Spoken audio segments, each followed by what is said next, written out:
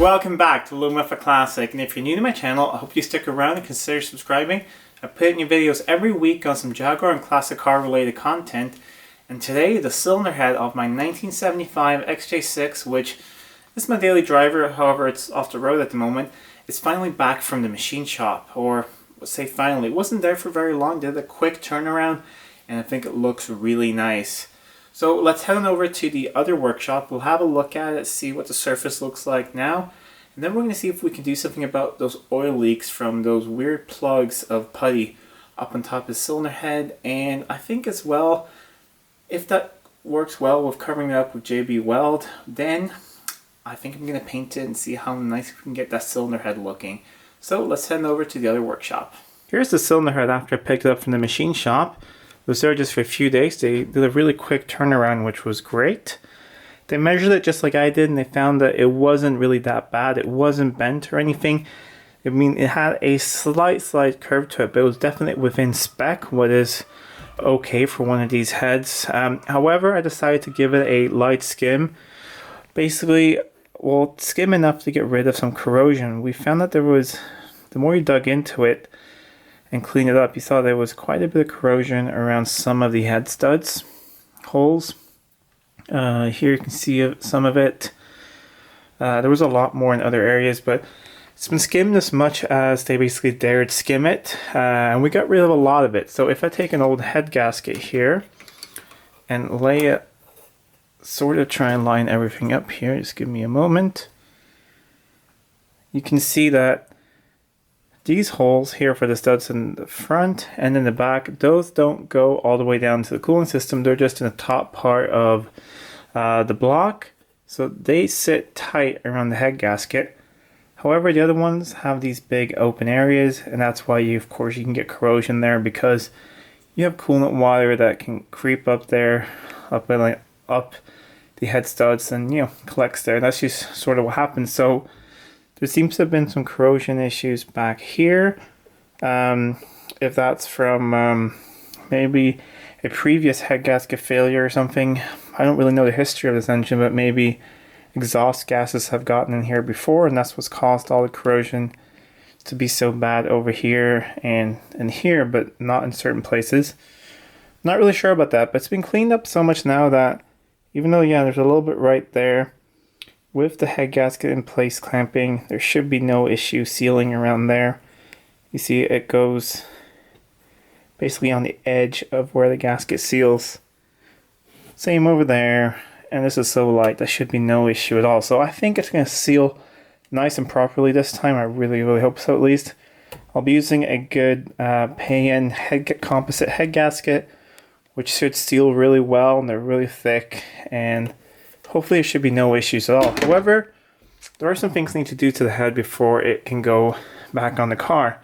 Do need to clean up the block as well. However, this thing was machined with all the valves in it, because that was no problem. We just removed the camshaft, so I removed the camshaft. But even though they cleaned it up a bit afterwards, there's still, a little bit of debris in it in some places, just sort of like dustiness. I mean, also, combustion, things from basically the engine being run. So I'm going to clean everything up as best I can, just with some brake cleaner, part cleaner, clean all this up. There will, of course, be a final wipe down of the surface before it goes on. But one more thing we're going to have a look at. We're going to have a look at the little oil leaks up top from those plugs. And because it was recommended by all you guys, I picked up some J-B Weld. I had to special order it because you can't really get it here. But I found a website that imported it, so I ordered it there. So we're going to see if this does a better job. And then I think I'm actually going to paint some of the head. So let's flip it over, put on some blocks, and see if we can get the old epoxy putty off and replace it with some J-B Weld.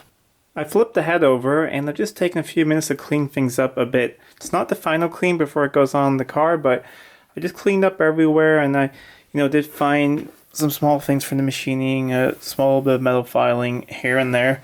That is something that you're going to find. So, of course, I'm going to go through everything and clean it a lot more, but I found one or two of them, so I've removed those. And then I've cleaned out all the areas here, took the spark plugs out. But we'll be blowing everything out with compressed air later, and also running rags through every single hole just to make sure that everything is perfectly clean as it should be. I've also sprayed a lot of the greaser down in here. It's where the oil returns, and then I've set the whole head at a little bit of an angle so it's lower on this side, so we can run that here at the bottom where the oil return holes are, just to clean everything out the best I can. So now my plan is to remove all the putty around here. Hopefully you can get it off pretty easily, clean up the area, and try and do a nicer job than this with the J-B Weld, so it looks a little bit nicer than this at least. So since it's been leaking oil behind all of these, I don't think that they're stuck on very hard, so my plan is just to try to hit the back of it with a screwdriver and see if it comes off. Oh yeah, that came off really easily. No wonder that's been leaking oil.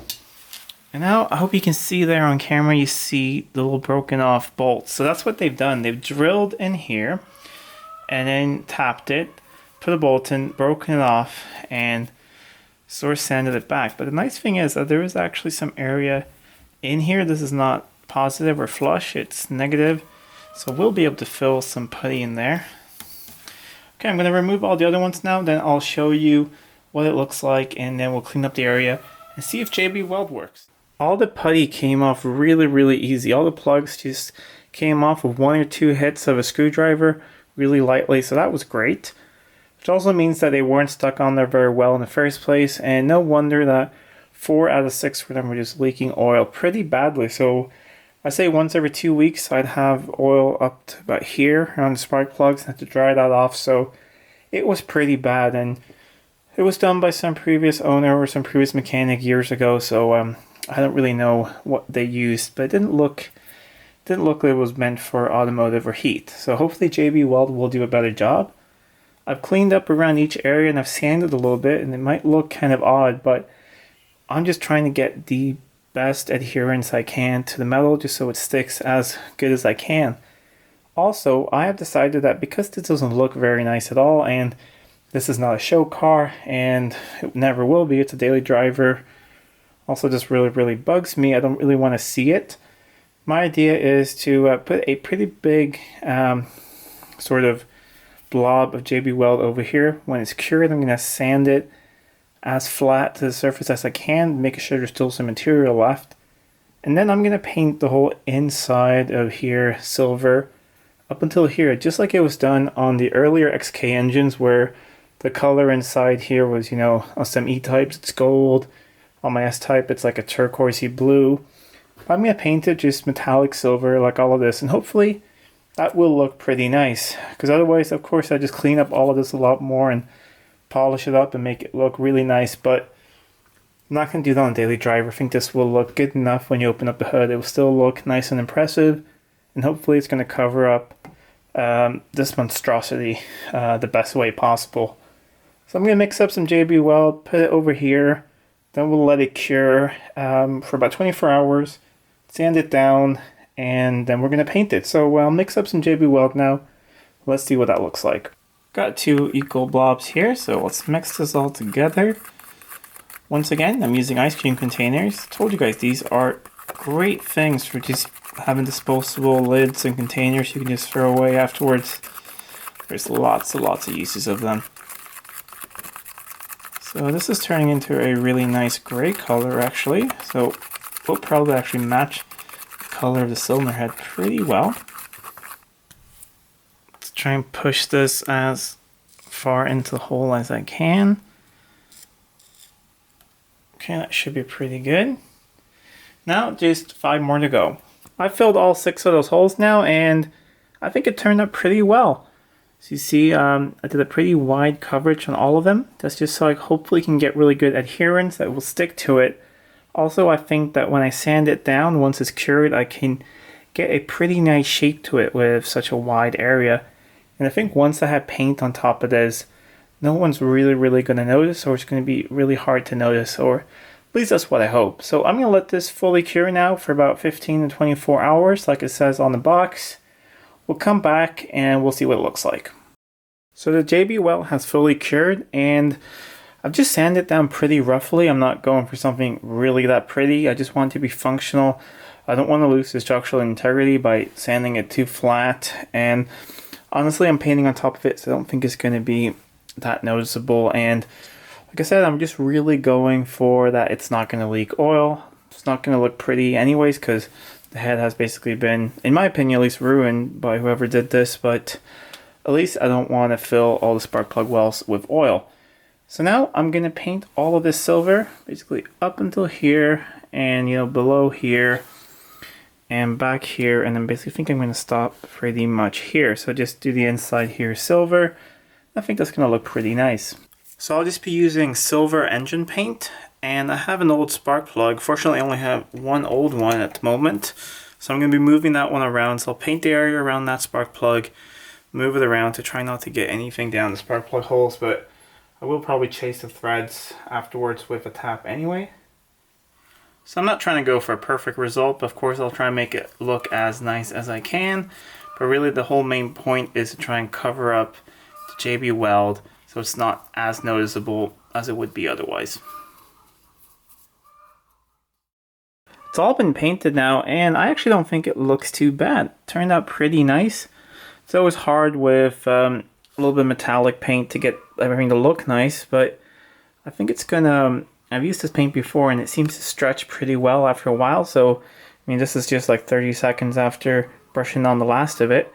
So I think I'm gonna let this cure. I will possibly paint it once more, but we'll do that off camera if I think that it will look nice with one more coat. But I think it looks good up here, seamless, and I think with the cam covers in place and the little nuts, and then of course I'm going to polish all these areas up here so it looks nice, and also make sure that it seals well. I might polish up here a little bit off camera as well. I think that, I mean, it's not going to be a show car, but I think it would look a lot nicer than before. And yes, you can still of course see some of the J-B Weld, but I think I might sand that a little bit more now that I can see sort of what will show up. Paint over that a little bit once more, and even though of course you are always going to see it, I think it's going to be a lot less noticeable before, especially, I mean, when everything is in place, spark plugs and spark plug wires here, I think you're hardly going to notice it. And the good thing is that if the J-B Weld doesn't hold the oil tight or 100%, at least maybe the paint will help a little bit, because once this paint has cured, it's supposed to be completely fine with all oils and chemicals up to a really high temperature, and also be able to hold a little bit of pressure. So I think this is going to be pretty good when it's all done. And that's it for this video. It's actually an hour or two later, so I've gone over and had a look at the cylinder head, and the paint has started to dry, and it's looking really nice. Looked a little odd when I painted it. It looked kind of blotchy, but now it's all stretched out and it looks great. So I think when everything is back on the car, it's going to look a lot nicer than it did before at least. And hopefully it's not going to leak any oil from those plugs anymore, which is basically my main goal. Also, if it looks nice, that's a good bonus. But you guys are not going to see that until it's all back on the car. I'm going to continue working on the head in a few days after paint's dried. I will put the camshafts back in, double check all the valve clearance, put the head back on, after lots and lots of cleaning. And the next time you guys will see the engine, it will be hopefully up and running. So I'm not going to film the whole assembly again, because I've already done that once before on this channel. So if you want to see sort of a next top end of an XK engine get assembled, I put a link to a playlist down below when I had this thing apart the last time, so you can check that out if you want to. So the next time you'll see the engine, hopefully it'll be up and running, and hopefully it'll be running well. Got my fingers crossed here. I'm not sure what the next video will be on the channel, because I'm working on a few things. Either it will be a continuation of the rust proofing of the XJ6, or a continuation of disassembling the S-Type, because as soon as the XJ6 is up and running, it's going to go out of that workshop, and I'm going to start using it again. And the S-Type as an empty rolling shell is going to go down into that workshop until I'm going to continue working on it later this fall or winter. So anyways, if you like this video, please hit that like button, leave a comment down below. If you're not already subscribed, please subscribe to the channel. It really does help out a lot. And until next time, I'm Adam, and this was Living with a Classic. I'll see you soon.